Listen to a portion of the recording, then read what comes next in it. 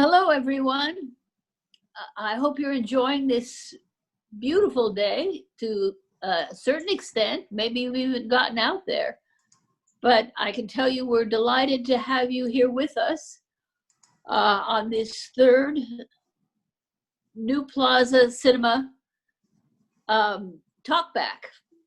I'm Norma Levy. I am New Plaza's president.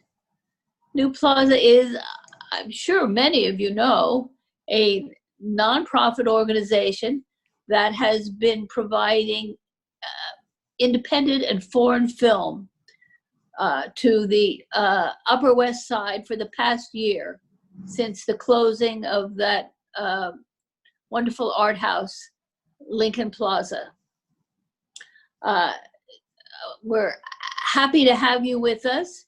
And we're delighted that you seem to be enjoying this because we're getting ever increasing registration. Today we have just about 300 people who have registered for this talkback, which is more than we've had before and very exciting to us. I can understand why you're interested because Gary Palmucci, our curator, has chosen a wonderful film for today. It's the 1959 French New Wave drama called The 400 Blows. It's a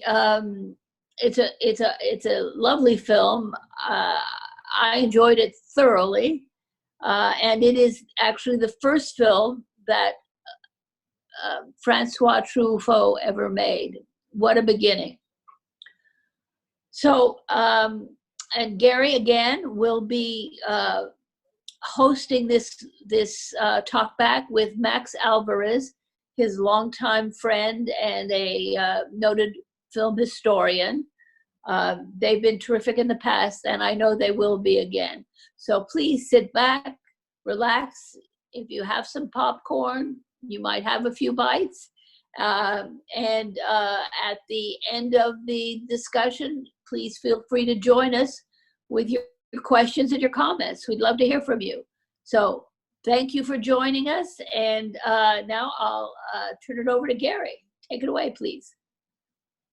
Well, good afternoon, everyone. Thanks to our returning viewers and welcome to all the new ones that we have apparently joining us this week.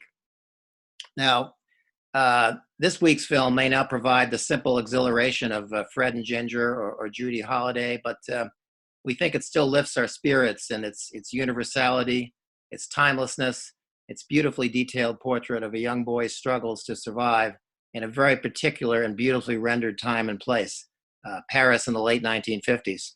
And with me again to dive into Francois Truffaut's 400 Blows is my indispensable colleague, Max Alvarez.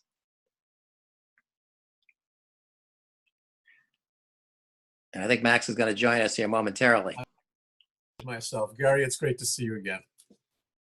So, Max, I know you have another beautiful and hilarious personal anecdote about your first encounter with the 400 Blows. But before we get to that, we want to run, as we've been doing regularly here these last few weeks, the trailer for the film. And we think this is a very special trailer. It's the original French presentation trailer of the 400 Blows from 1959. It's a little longer than a trailer we're used to, but I think you'll really appreciate it. A very personalized way of presenting the film and with some great detail in it about how Truffaut really put his personal and professional reputation on the line to make the film. And of course, it turned out gloriously for him and others. So let's take a look at this beautiful trailer.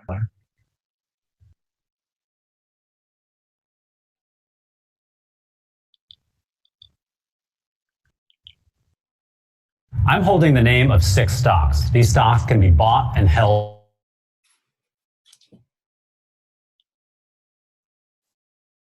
This may be a trailer that YouTube unexpectedly gifted us with an ad in front of. Let's see if that's the case.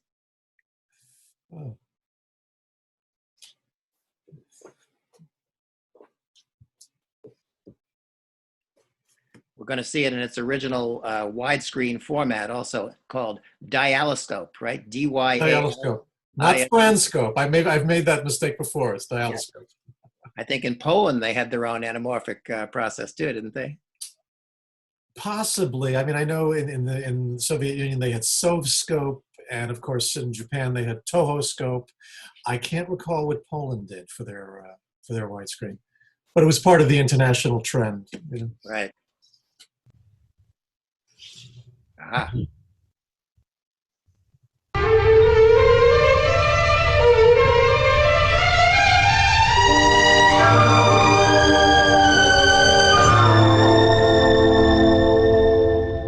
If you've ever felt like the whole world is against you, then you may relate to Antoine Doinel, protagonist of Francois Truffaut's seminal masterpiece, The 400 Blows.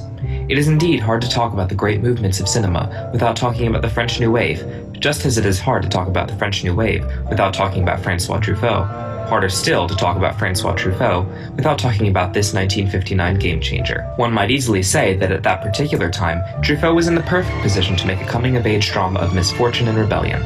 Just that year, he had been kicked out of the Cannes Film Festival for his harsh criticisms of other directors.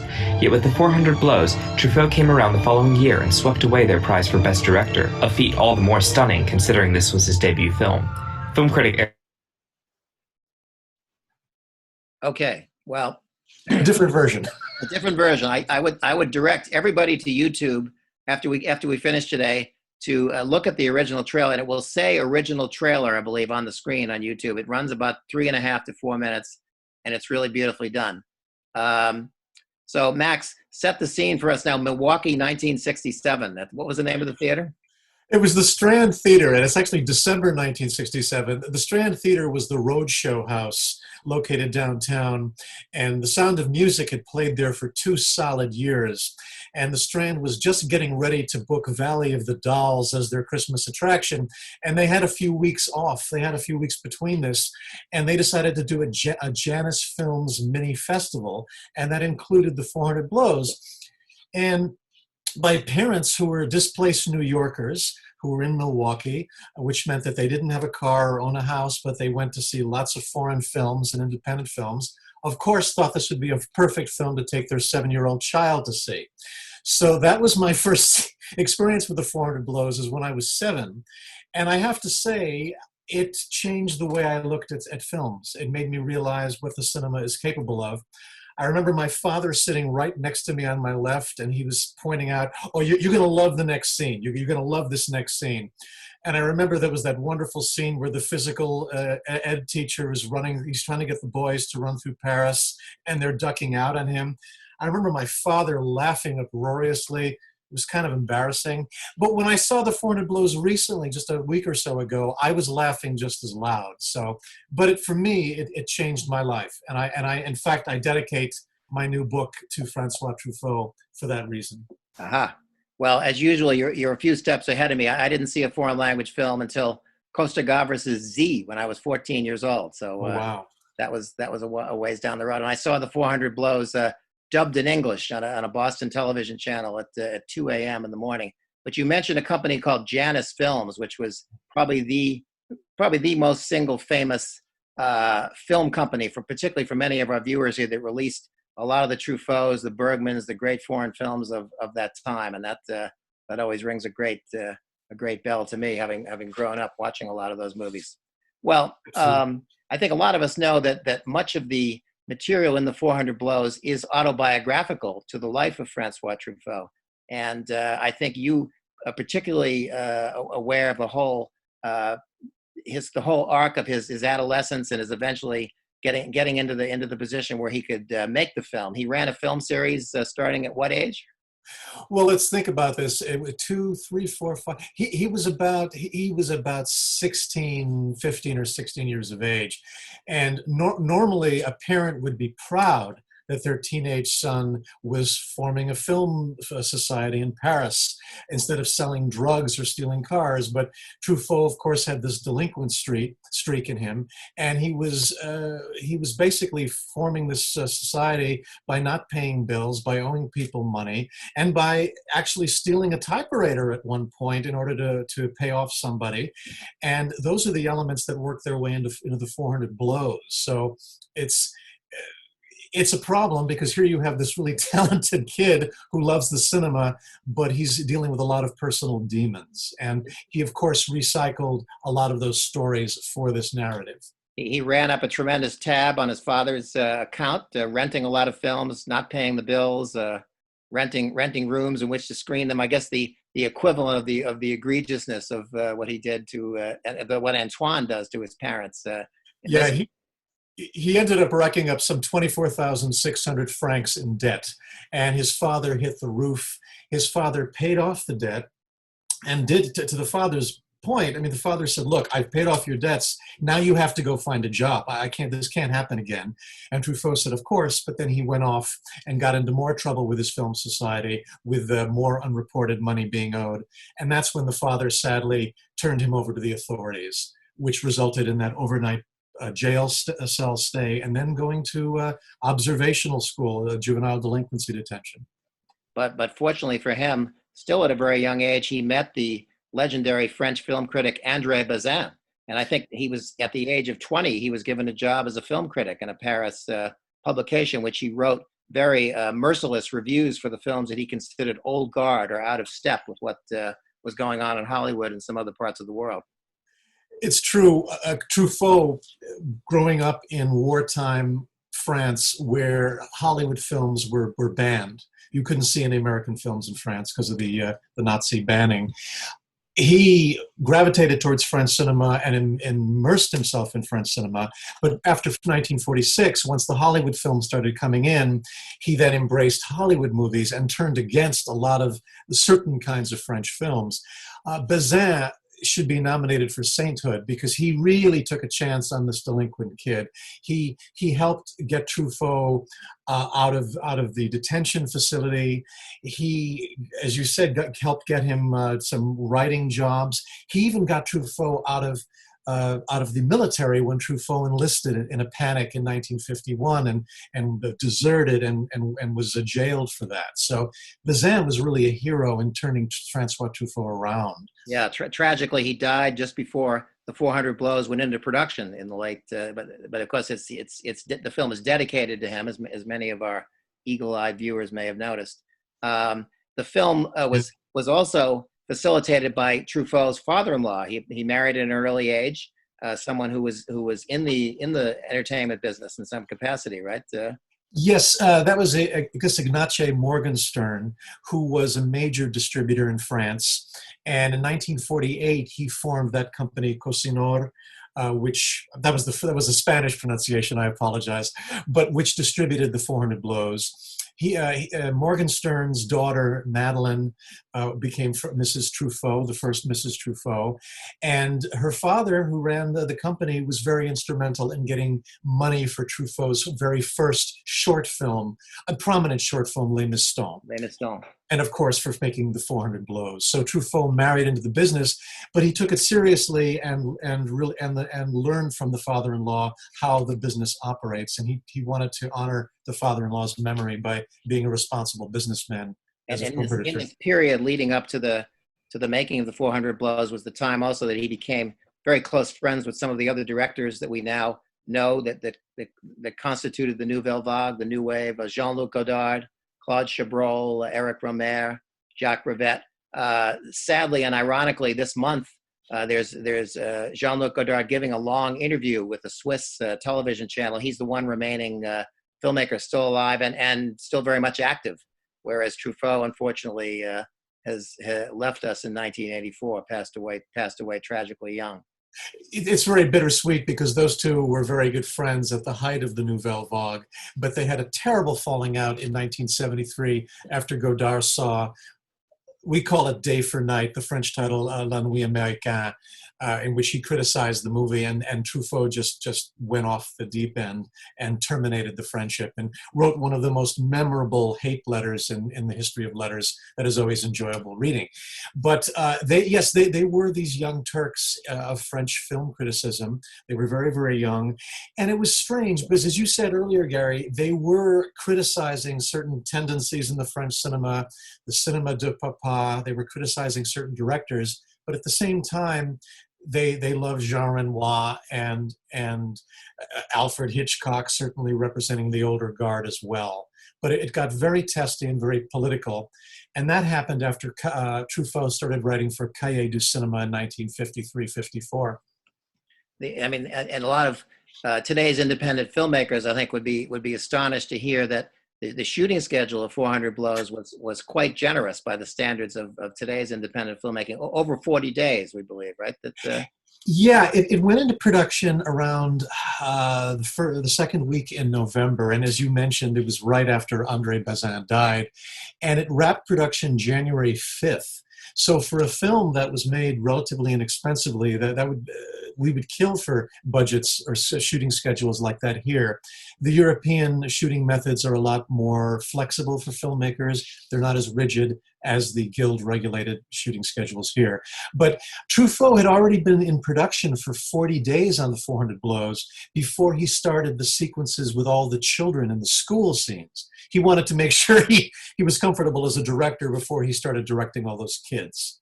Well, and those scenes were shot after Christmas. And he also managed to get the film scored and edited and put together in time for Cannes just 4 months after wrapping shooting. Now, Amazing. That does happen in many cases still today, but still, you can imagine there's a lot of around-the-clock work that it takes to get that done. And just by coincidence, sadly, there is no Cannes Film Festival this year, as a couple of great articles in the New York Times have reminded us. And if you go on the internet, you'll also see some footage from the premiere of the 400 Blows in Cannes in 1959, and young Jean-Pierre Léaud being carried on the shoulders of some of the adults out of the Palais Theater where the film has triumphantly screened. And I guess some of that newsreel footage will tell you that he also, really soaked up in the adulation, went into some of the bars in Cannes and was given drinks and so forth, even though he was only 13 or 14 years old. And then he eventually came down to earth, at least as one of the narrators says after that experience. Yeah, I think putting kids in movies is pretty cruel as a rule, and I think that was a lot to thrust on young Jean-Pierre to put him in the limelight like that. He was already borderline troublemaker as a teenager. He was recommended by a fellow critic at Cahiers du Cinéma. And Léaud's parents were already in the business. His mother was an actress. His father worked as a screenwriter, an assistant screenwriter. And that recommendation came at a time when Truffaut was auditioning hundreds of kids. And they did a screen test with him. And the two men talked and realized how much they had in common in terms of being bad boys. But it was an instant star-making experience for Léaud. We see a lot of the Paris of the late 50s in the film. And some of the locations are immediately recognizable and still iconic. We see the Eiffel Tower in the opening shots. We see Montmartre. But some of the other neighborhoods, as some of our Parisian experts in New Plaza Cinema have advised me, places like Pigalle, Place Clichy, these are kind of rough and tumble neighborhoods, and in some ways they still are. There's an element of a sense that, even in this Paris with all its beauties and its hundreds of movie theaters, there's a little bit of an undercurrent of danger for a young person like Jean-Pierre Léaud's character in the film as well. And he's kind of sleeping in the factories and winds up in jail with some rough and tumble characters. In looking at the film again recently, and I hadn't seen it since my teens because I saw it a bunch of times back in the 70s, I was taken aback by what a grim portrayal of Paris this is. I mean, it is not a glamorous look at the stunning city. It's really a warts and all. The Paris of graffiti, the Paris of danger, the Paris of crime, and of streetwalkers, and of jail cells. It's really a more honest portrayal than the glamorous portrayals we were used to seeing in Hollywood films. And that really came off.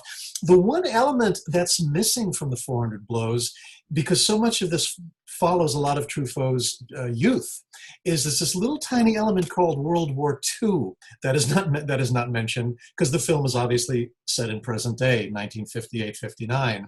You can only imagine adding the war and the Nazi occupation to that Paris you're describing, and the impact that would have had on a family and especially a young boy. Yeah, to make it in period for a low budget would probably have been impossible. Oh, impossible! It would have been a very different film. Absolutely, they wouldn't have been able to do all those wonderful candid shots of the city. It would have been completely different.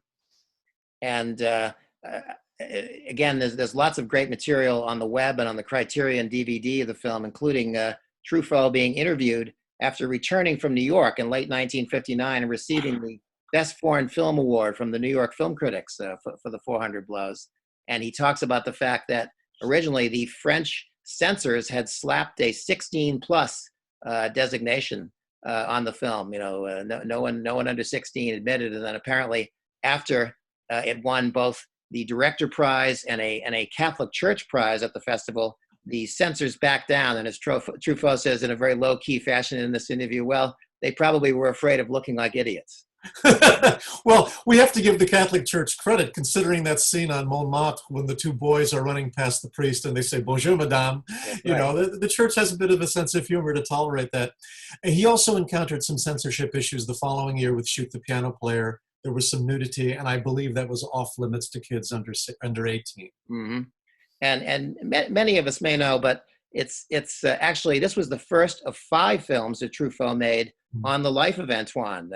He made one 3 years later, part of an omnibus film, Antoine and Colette. In 1968, the film we call Stolen Kisses in the United States. Antoine's just coming out of the army and is about to get married. Domicile Conjugal, 2 or 3 years after that, early years of marriage. And then the final film was called Love on the Run in America, where Antoine is somewhat older, been married and divorced, going through various other issues at that time of his life. And unfortunately, we didn't get to see any further installments. I think it's really sad about Truffaut's career in general that we didn't get to see a beautiful late period of his career like we saw with Jean Renoir, or with, in some ways, Jean-Luc Godard. It's one of the great sad what ifs of movie history, I think. Yeah, it's unusual. Yeah, it's an unusual filmography because you've got this first cycle of films. You have the big 3, which is 400 Blows. You have then Shoot the Piano Player, Jules and Jim, all within the first 3 years. Then, and of course, Antoine and Colette was a lovely piece. And then there's this a shift that's taking place in the 60s. He's going into his Hitchcockian period because he's interviewing Hitchcock for his book, but he's also making Soft Skin, which is a bit of a Hitchcock touch to it, Fahrenheit 451, Bride Wore Black, Mississippi Mermaid. And then in the 70s, it's shifting again, not only to some of these Antoine stories, but you've got period dramas like Adele H., and 2 English Girls. So there are these. It's a compartmentalized filmography, and of course we have Wild Child, which is a bit more of a personal film in the late 60s. Some people felt disappointment. They felt he never quite recaptured the power of the initial 3 that he made. But I think there are certain gifts in the later films as well. Yeah, I could really like to make a strong case for particularly 2 English Girls and The Man Who Loved Women from the 1970s. That I think he's one of the few directors whose films are pretty much all in print in America in one way or another. You can really see all 24 of them without too much effort.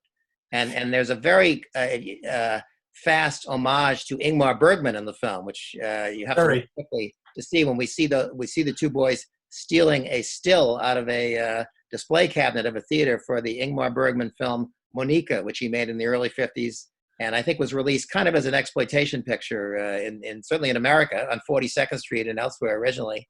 And the final very famous freeze frame in 400 Blows is also influenced by a shot in Monica as well, right? Well, so yeah, it's funny that Monica actually played at American drive-in theaters, believe it or not. It was one of the few Bergman movies to play drive-in theaters. Perhaps in Milwaukee. Perhaps in Milwaukee. It may have very well have been before I got there. So in Monica, there is a scene towards the end. It's an element of flashback where you see the nude young lady running off some rocks into the ocean. I mean, she's swimming, and clearly that's not how 400 Blows ends, but the idea of the ocean kind of being a rejuvenating force, I think, is what inspired Truffaut. And the only other direct quote I could see is when Antoine steals a bottle of milk after he's run away for the second time. He's drinking it down on the street. It reminded me of Rebel Without a Cause, where James Dean goes into his parents' home at night and he's gulping down a bottle of milk. And Truffaut loved Nicholas Ray, yes. So I think that was probably a tribute as well. He references another one of Ray's most famous films, Johnny Guitar, I believe, in one of his later pictures, The Mississippi Mermaid, where Jean-Paul Belmondo takes Catherine Deneuve to see it in the cinema. Well, yeah, and there are some amusing in-jokes here. I mean, none of them were intended as in-jokes. Some of them were done just for budgetary reasons. I mean, I love the fact that the office where Antoine steals the typewriter and then returns it, was the office of Truffaut's father-in-law. That's where the SEDIC distribution office was located, and so they used that obviously to save a little bit of money. Yes. And the one kind memory that Antoine has of going to the movies with his parents, they go to the Gaumont Palace to see a Rivette film, if I'm not mistaken, which you can share. Considering this is a 6,000 seat cinema they went to, Gary, you can take it from there. Well, Jacques Rivette, who was one of the pillars of the new wave as well, but we'd probably describe him today as a cross between Racine and Andy Warhol, the types of films that he made. And his first film, Paris Belongs to Us, was not even finished at the time that the 400 Blows was released. It was famously years in production, picking up money, piecemeal to complete it. And it would never have been screened in a big movie palace like that. It would have been in a small left bank theater. Very historically significant film, but maybe a nudging to Rivette to finish the film at that point, because it had taken 2 or 3 years. You're probably very right with that. And I also love the fact that the man who was playing the mother's lover that Antoine and his friends see near the metro station is the film critic Jean Duché. It was a film critic that had this cameo as her lover. Yes. Well, there's so much in this film. We could go on for the rest of the afternoon, but I think we're going to throw it out to some questions here now. And I want to remind people who've asked questions here before, or those about to, please hit that participant button at the bottom of your screen, as well as the raise hand icon, which will appear over on the right if you'd like to ask us a question.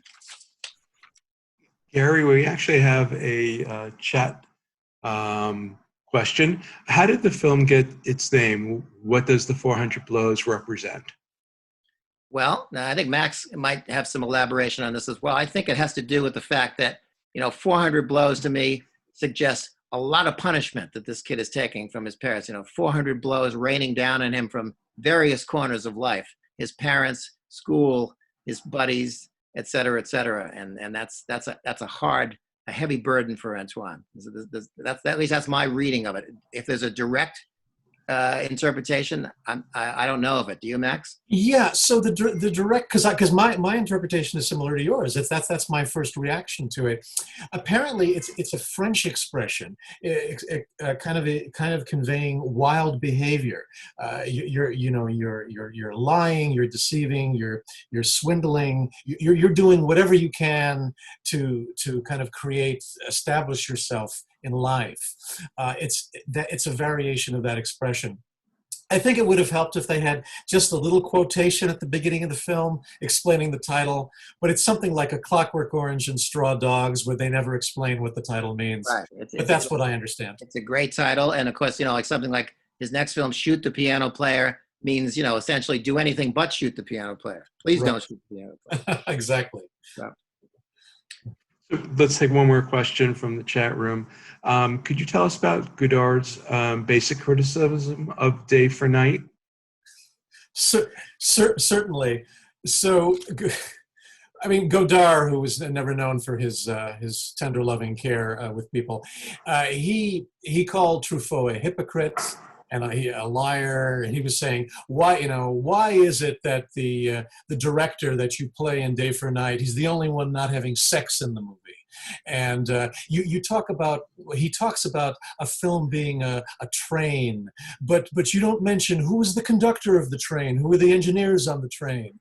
And I want to make a film about filmmaking that I want you to get the money for, and it would show what real filmmaking. And anyway, that was his take on La Nuit Américaine. So Truffaut just let him have it, and went meticulously through the last dozen years or so where Godard had done terrible things to his mutual friends and business associates, and then about a number of years later, and about 7 years later, Godard tried again to do an outreach to Truffaut for a reunion, and Truffaut wanted none of that.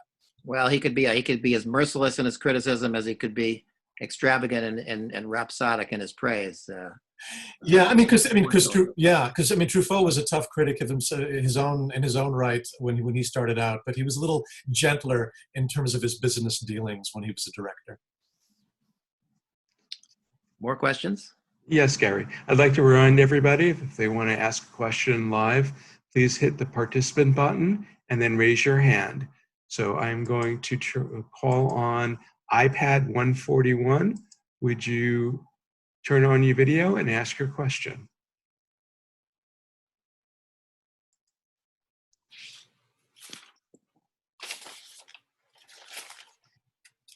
Can you hear me? We Yes. can.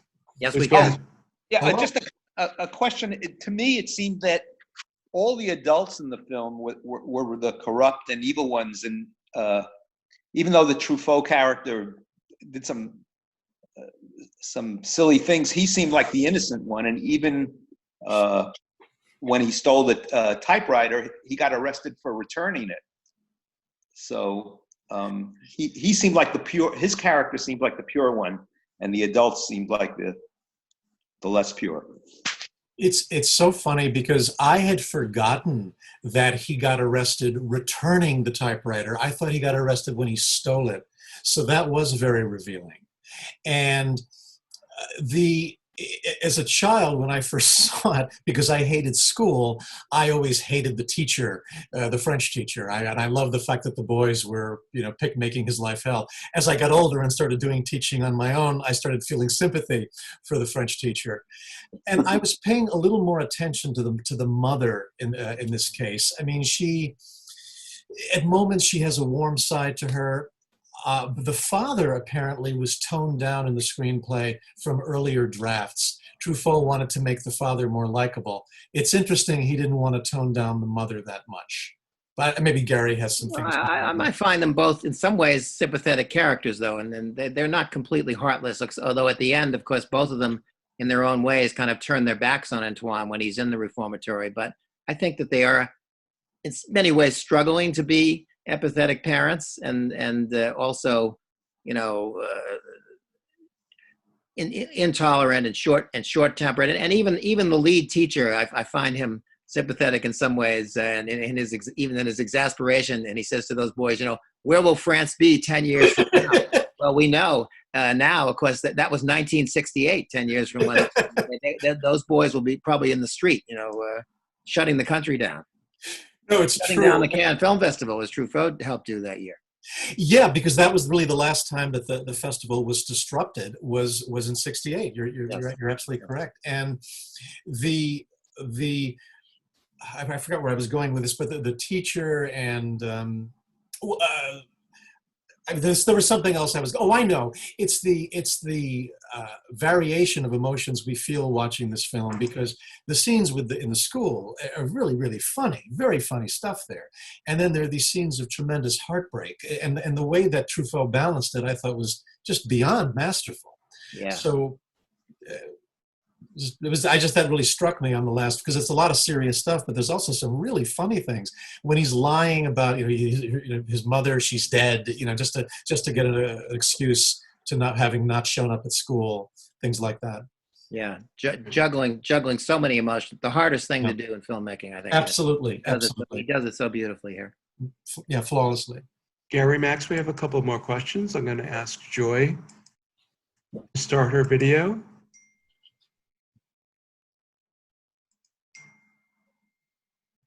I was interested in more about 1968 and what happened, how Truffaut, how Truffaut was involved in what happened in Cannes and the Cinémathèque Française and so on. You started to answer that question. Could you elaborate? I know Gary can pick up more about the festival, and I mean, just to kind of get the ball rolling, in France, the cinema and politics are virtually inseparable, and a lot of the student protests took off after Henri Langlois, who was the head of the Cinémathèque Française, was fired by the government from his position. And there was a big protest about, they wanted Langlois restored to his job. And then other things just took off from there. And there were so many protests against the de Gaulle years and wanting radical social changes. And while this was going on, we have the Cannes Film Festival. And what happens at the Cannes Film Festival, Gary? Well, I think that, and I want to say hi to Joy Paris here, who is also a longtime professional in the film business, worked at the late lamented Bleecker Street Cinema, I believe, at one point. Boy. Probably Boy, every are you aging me? Oy vey. I went to the I remember going to see films there, so you're not alone. Well, I think that without a clear recollection of exactly what the issues were at that time, I think the upheaval in France in early May 1968, the festival opened, it got about halfway through, and just the general upheaval in the country, and really, frankly, in the world at that point. A bunch of the major filmmakers who were there, Truffaut, Godard, even Claude Lelouch and Roman Polanski, at one screening in the middle of the festival, jumped up on the stage and basically stopped the curtain from opening. And that was the end of it. And this is still a very big deal in France. I happened to be at the Cannes Film Festival in 2008, which was the 40th anniversary of that shutdown. And they went so far as to commemorate what had happened, and they invited back a number of filmmakers whose movies were not able to be shown, those who 40 years later were still alive and in some cases active, and they had some special screenings. And I also recall reading Martin Scorsese, who was making one of his first visits to Paris, maybe his very first one in April 1968, when Truffaut's The Bride Wore Black had its premiere at the Cinémathèque Française on a double feature with his beloved Hitchcock's Marnie. Playing together, and then outside in the streets was a huge demonstration against the sacking of Henri Langlois. So there's this tremendous emotional and aesthetic turmoil going on, in the country and the world. And what's that famous quote which opens Thomas Pynchon's novel Inherent Vice? Under the paving stones, the beach. That was a famous French saying. That was what the revolution would reveal. That if the paving stones of society were stripped away, that there'd be a better life. And the circular, that's a great overview. And the circular narrative here is that after everything had died down and all these dreams of revolution had not come to fruition, I believe it was in the fall of '68, that's when Truffaut's Stolen Kisses premieres in Paris. That's and right. It was a tremendous, tremendous success. And some people felt it was almost this sense of, the film it was an old-fashioned view of Paris by that time, but people were sort of in a nostalgic mood at that time after all this upheaval. I thought and I think that's where people like Godard maybe started to criticize Truffaut as kind of a bourgeois filmmaker compared to, Weekend, which Godard released at that time, which, those of us who know that film, it's a scorching view of French society at that moment in time. When Godard was interviewed, I believe, in the New York Times in around 1980, when his Every Man for Himself opened here, he said at that time, because Truffaut was alive, he said he's making the kinds of movies he used to pan as a critic. So that was part of that petty rivalry. That's right. Both of those were in the New York Film Festival that year. Yeah. Gary, we have Barbara ready to ask her question. Barbara, you should good to go. And then we have two questioners after that. Okay, thank you. It's interesting because my question is kind of small, especially compared to the riots of '68. But you then, Gary, added something just now that fits right in with my question. I was going to ask what your thoughts were about the teacher teaching them English. That little scene when the whole place disrupted and Antoine was taken out of the room. He was teaching them English. He was your father and how to say TH. And the last word as he's walking out the door, given what you just said, Gary, is interesting. It was beach. I had to say beach, and you just told us that this is a classic French idiom of the paving stones covering the ocean, And so I just wondered, as I said, it's small compared to larger issues such as the 60s, but it was interesting that he chose to do that. And I wonder if that was some kind of reference to American movies, American culture, why he chose to have that little English lesson in the film. I think that's a very fascinating scene to me. That kind of obsessive focus of the teacher on the pronunciation of the R's, I believe, in the word. Or something, if I remember. No, it was the TH. But then he had him say beach, and he said it again, Abu. He said beach as he was walking out the door. But what do you make of the English that he chose to have an English lesson? He could have been doing anything. Was it a reference to American film or American culture? Do you have any thoughts about it? If I had to guess, I would say yes, because of course American culture was, in the post-war years, loomed large over Europe, which was still struggling to get back up on its feet. And of course, that's and in that short film I was describing, where Truffaut is just coming back from New York, having received his award from the New York Film Critics for 400 Blows, he says, well, the critics over there, they don't even know what the best American films are right now. For instance, Sidney Lumet's 12 Angry Men, Robert Mulligan's Fear Strikes Out, Frank Tashlin, Will Success Spoil Rock Hunter, Arthur Penn, The Left-Handed Gun. He rattles them off as if they were common, for a Parisian to say. And the American critics are barely aware of these films. So clearly, yeah, it was a very important focus for him. Well, I don't consider that a small question. I would add to that, if you say the word was beach, I mean, to me, that almost perhaps unintentionally foreshadows the end, because Antoine had never really seen the sea. Right. So that was one thing.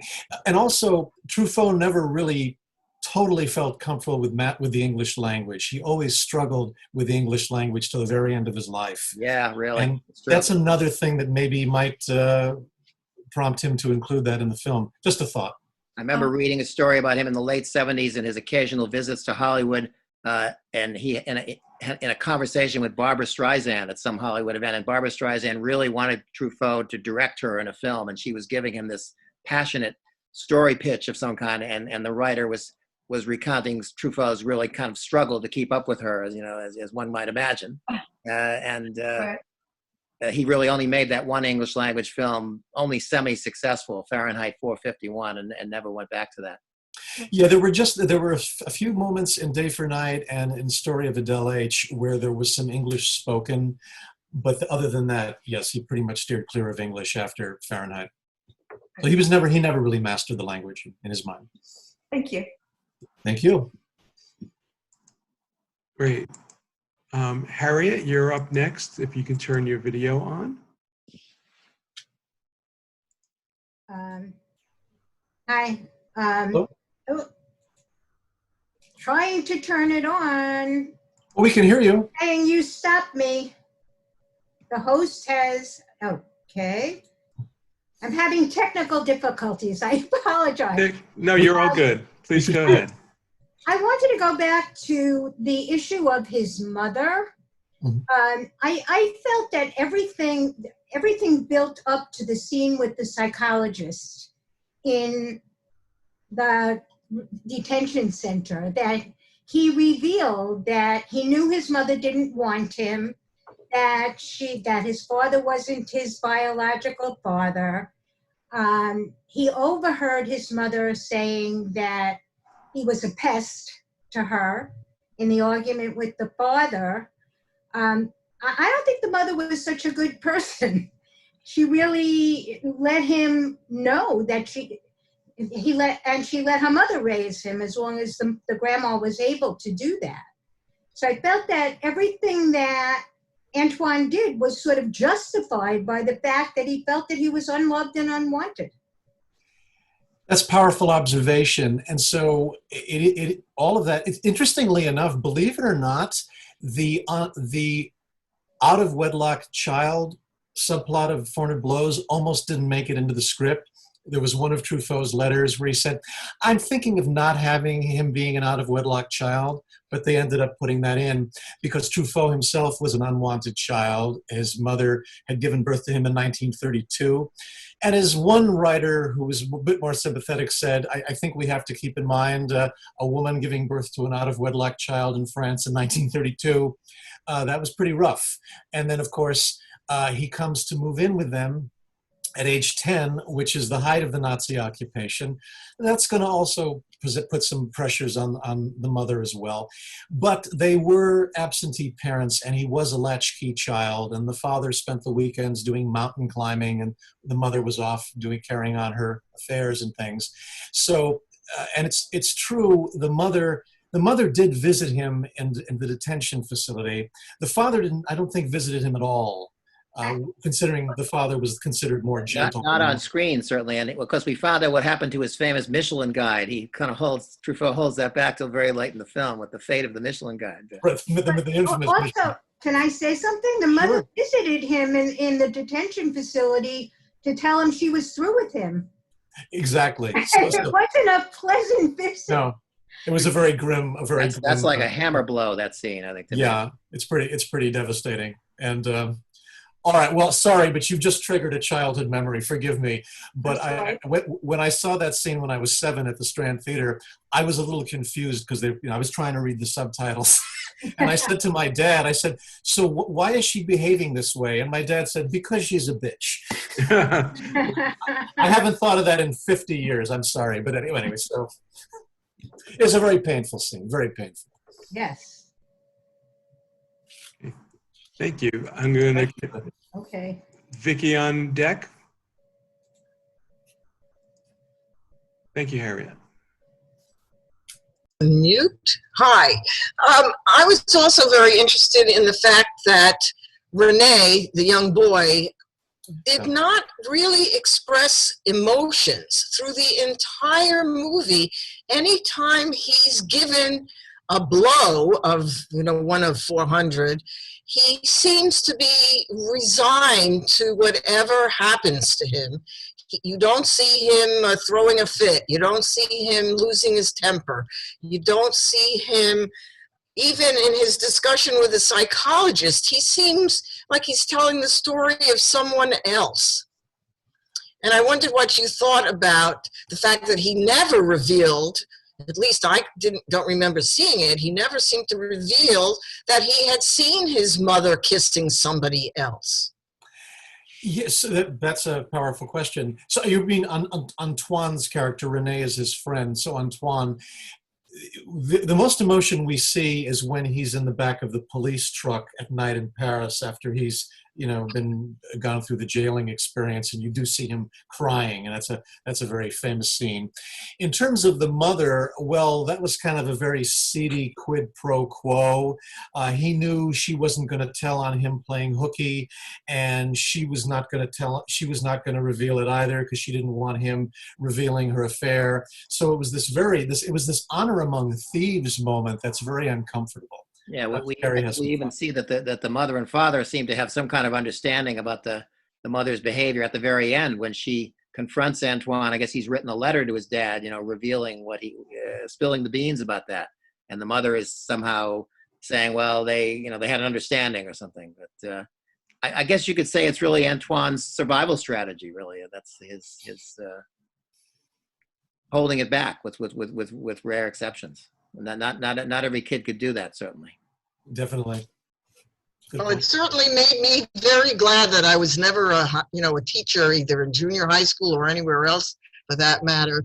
Living in a lab with mice and bacteria was a lot less difficult than dealing with somebody else's kid. Well, and also the such a depressing school environment, a rundown classroom. It turns out that location, that school, was actually a film school in Paris. That was the other in joke I forgot to mention. They were filming that at a film school. So I loved that. I thought that was pretty good. Thank you. We're going to get our last question now. SVHV. Please turn on your camera. There you go. Yeah, I just turned on everything. Can you hear me? We do. Yes, we can. Okay. I just wanted to go along the lines. My question was going to be, I didn't think since he lied throughout the film constantly, I thought what he was telling the psychologist was dubious. And I just couldn't tell whether he was telling the truth or not. But certainly it does seem that he must have been masking a lot of hurt to even have, as the other speaker said, this constant sort of flat response, and yet, but it allowed us. That's Truffaut's brilliance, I think, with this particular character, to project so much onto that kid, because he didn't emote. And you've really, I think, hit it on the head by saying, because really it's a film about lying. I mean, Antoine is lying to everybody. The mother is lying to the family, and it's a sobering look at a boy learning to lie in order to survive, and it's very disturbing to see. According to a biography of Truffaut, by the way, Antoine's friend was based on a real friend of Truffaut's, Robert Lachenet, who apparently taught Truffaut how to lie when they were kids. So that wonderful scene of Renee in his house, yes. pulling this prank on his own father, and taking the money from the mother. I mean, also we're having a great time as kids. On the one hand, they were being kids, and on the other hand, it was as serious as all get out. Whiskey and cigars. It was what? Whiskey and cigars. Yeah. The father kind of walks in nonchalantly. I mean, when I watched the film again last week with a good friend of mine who's a school teacher in New York City, and she said, well, this could be happening in just about any neighborhood of the city. Families like this from, rough and tumble neighborhoods or troubled families. It's in front of her every day, she said.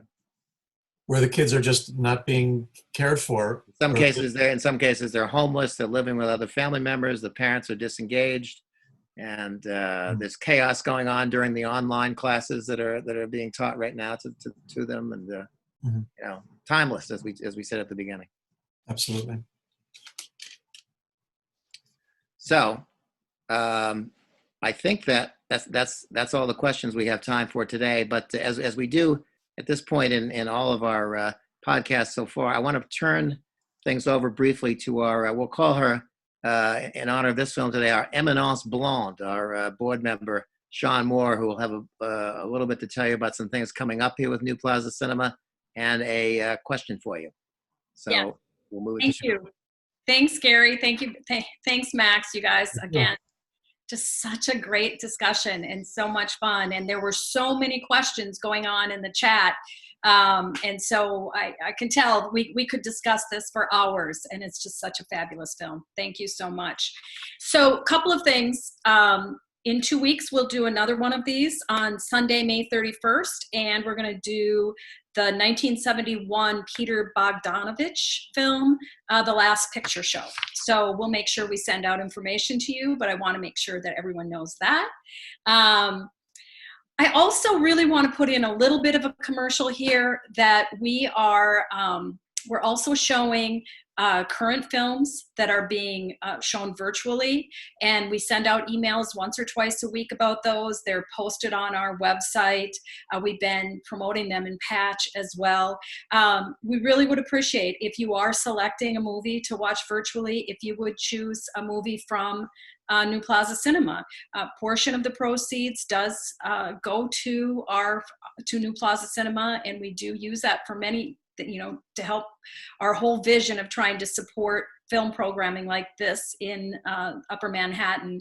And so we do appreciate that. If you could check one of those out, we would really appreciate it. Third thing is that we are going to be sending out a short survey. We want to find out just some information about how this is working more specifically for everyone. And so please be looking in your email for a survey, and we hope that you would take the time to share your perspective with us. That's very helpful. And the last thing that I would say is every week we ask you one question, and we ask you the question, which is, would you recommend a program like this to a friend? And so what we'd like you to do is, where it says participants, you can see there's a green check mark for a yes and a red X for no. If you would recommend this to a friend, please check the green check mark. And if you say, no, I really don't think this is something I would recommend, then if you could check the X for no, the red X for no. And if you could do that now, then we can, as you're leaving, we can take a look and see how that's going. So, and anyway, thanks again, everyone. We really appreciate it. And it's fun. It's fun to see everybody. We love your questions. So thank you. Thanks for joining us.